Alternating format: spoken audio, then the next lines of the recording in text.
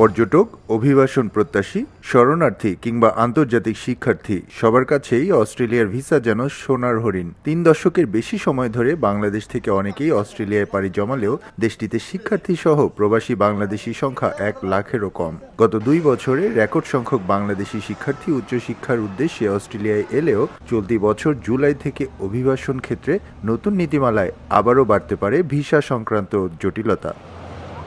পহেলা জুলাই থেকে কার্যকর হওয়া নির্দেশনায় শিক্ষার্থীদের ভিসা ফি ধার্য করা হয়েছে $২,০০০। এমনকি বাড়িয়ে দেওয়া হয়েছে জনপ্রিয় স্পন্সর ভিসার বেতন সীমাও। পর্যটক ভিসা পদ্ধতি আপাতদৃষ্টিতে সহজ হলেও বাংলাদেশিদের জন্য ভিসার সাফল্যের হার কমেছে। অস্ট্রেলিয়ান সরকারের অ্যাসেসমেন্ট স্তরে বাংলাদেশ এখনও ৩-এ অবস্থান করায় শিক্ষার্থীদের ভিসার আবেদন প্রক্রিয়ায় জটিলতার সম্মুখীন হতে হয়। নতুন অভিবাসন নীতিতে আছে সুখবরও। দিল্লি নয়, এখন ঢাকায় অস্ট্রেলিয়ান হাই কমিশন থেকেই ভিসার আবেদন ও কার্যক্রম শেষ করতে পারবে বাংলাদেশিরা। এতে বাঁচবে সময় ও খরচ। তবে ইংরেজি ভাষায় দক্ষতা সহ অন্যান্য শর্তে আগাম প্রস্তুতি নিলে ভিসা আবেদনের সাফল্য পাওয়া দুরূহ নয় বলে মনে করছে দেশটিতে বসবাসরত বাংলাদেশি শিক্ষার্থীরা।